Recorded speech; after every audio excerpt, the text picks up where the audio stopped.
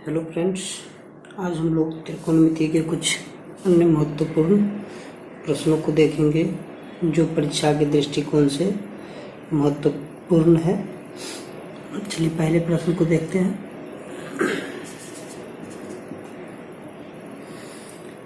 भूमि पर एक बिंदु से भूमि पर एक बिंदु से एक मीनार की चोटी का उन्नयन कोण एक मीनार की चोटी का उन्नयन कोण 30 डिग्री है।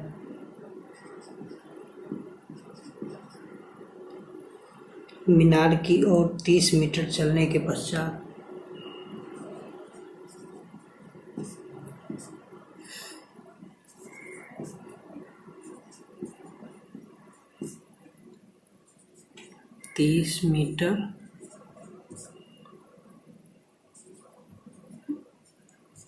चलने के पश्चात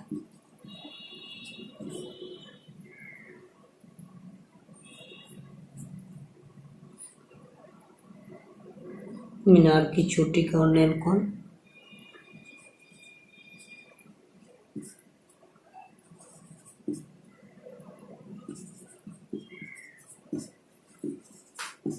का उन्नयन कोण 60 डिग्री हो जाता है।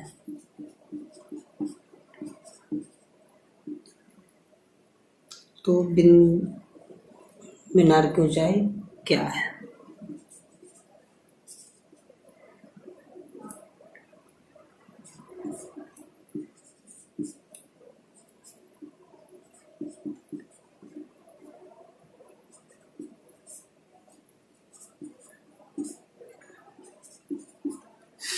जैसे कर एक मीनार है जो 30 मीटर ऊंची है।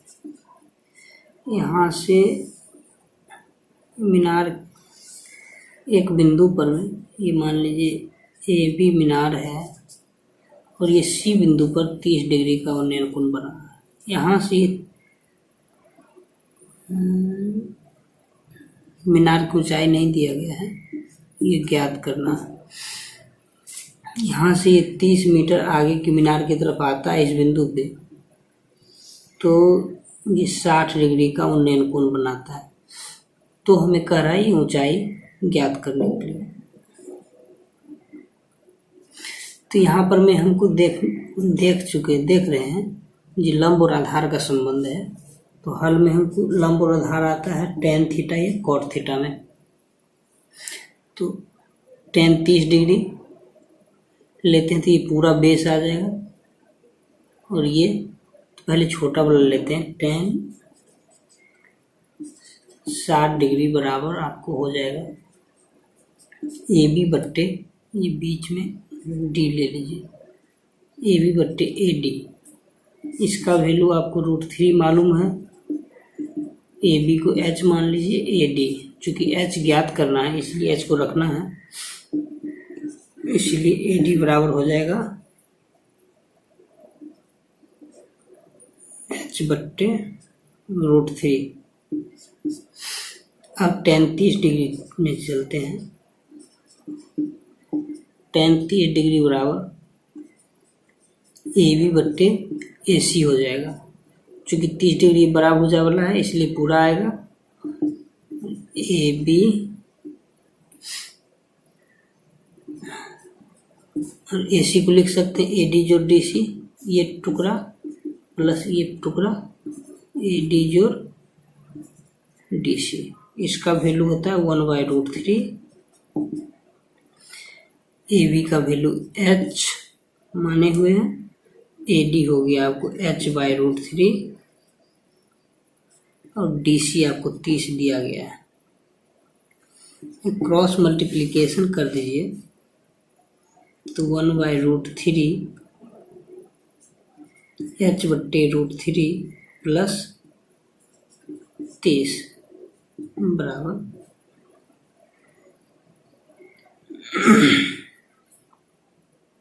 ये एच डी रहेगा, एक से नीचे गुना होगा √3 से बराबर √3h हो जाएगा।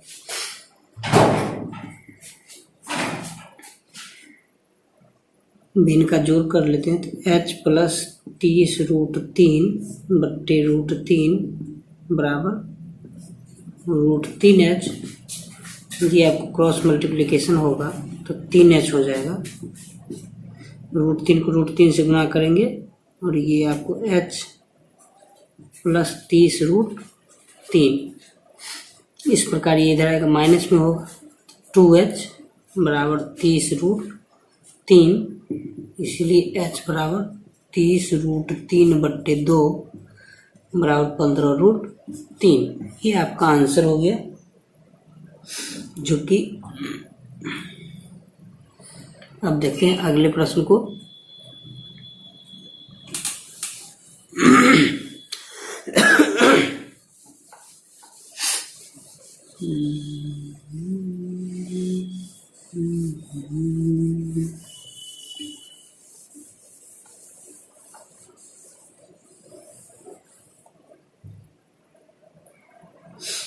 अगला प्रश्न आपको दिया हुआ है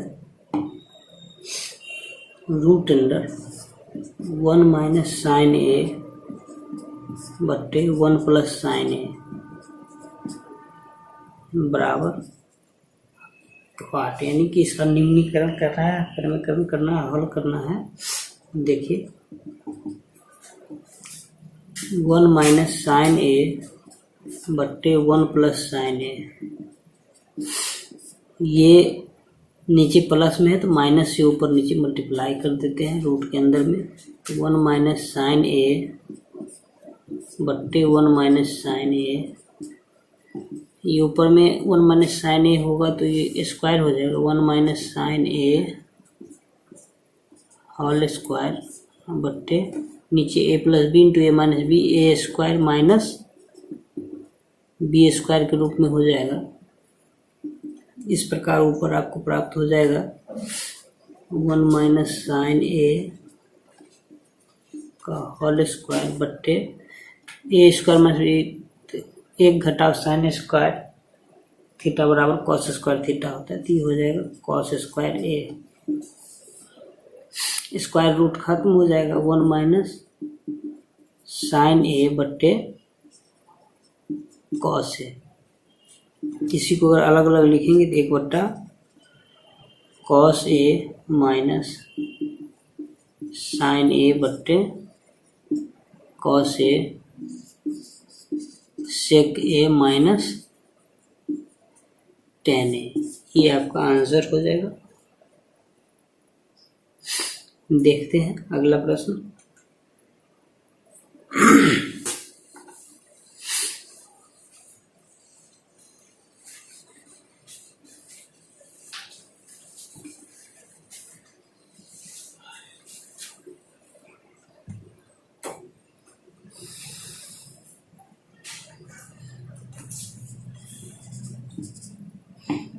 अगला प्रश्न है sin 30 डिग्री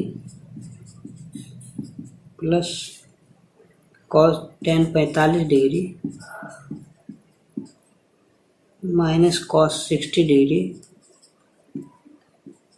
का मान क्या होगा।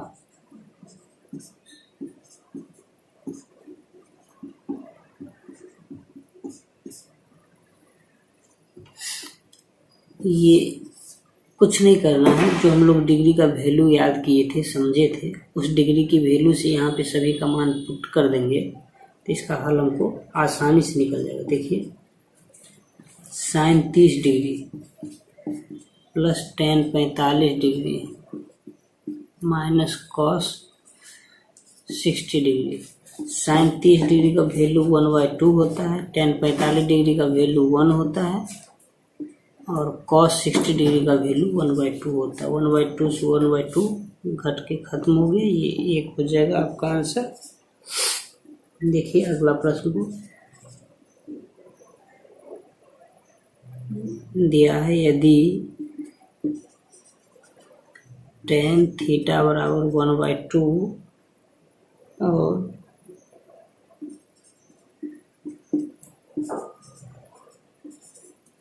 tan फाई बराबर 1/3, तो थीटा प्लस फाई का मान होगा।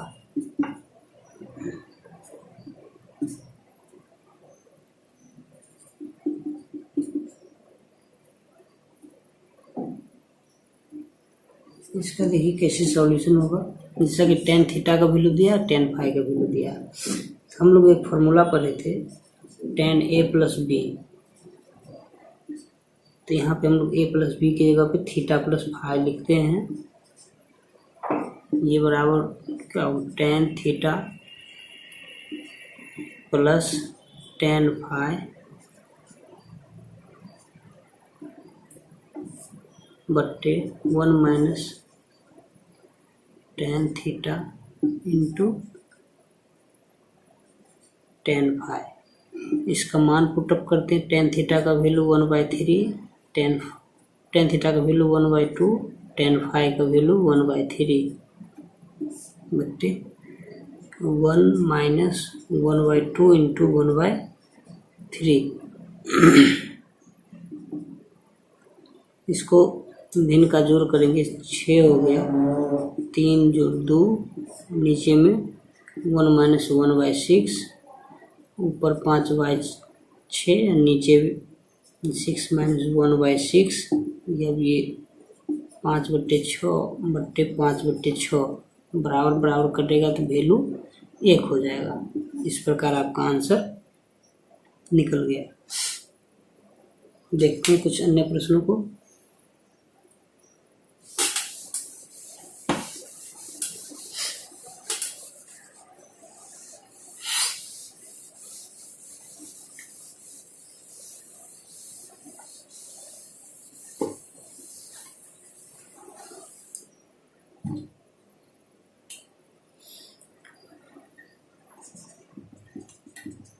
दिया है tan 1 degree into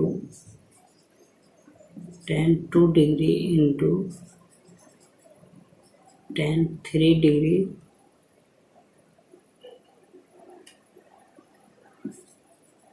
tan 4 degree dot dot tan 89 degree.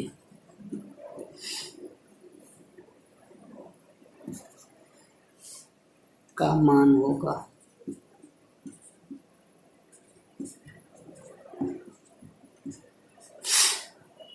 हल देखिए, tan थीटा में अगर 1 डिग्री से लेकर के 89 डिग्री तक मल्टीप्लाई में हो तो इसका वैल्यू 1 हो जाता है। चूँकि प्रत्येक 1 को जोड़ने पे, 2 को जोड़ने पे 9 हो जाएगा, 90 हो जाएगा। 1 डिग्री 89 डिग्री 90 होगा, 2 89 से पहले 88 होगा, वो भी 90 हो जाएगा। तो इस प्रकार सब जो है से जोड़ते चले जाएगा। बीच में आपको एक tan 45 डिग्री बचेगा जिसका वैल्यू 1 आता है। तो इस प्रकार सभी 1 को गुना करेंगे तो 1 हो जाता है। इसीलिए पूरा ध्यान रखना है, जो tan थीटा में 1 डिग्री से लेकर के 89 डिग्री तक यदि मल्टीप्लाई में हो तो उसका वैल्यू डायरेक्ट 1 हो जाएगा। इसमें ज़्यादा सोचने की ज़रूरत नहीं है।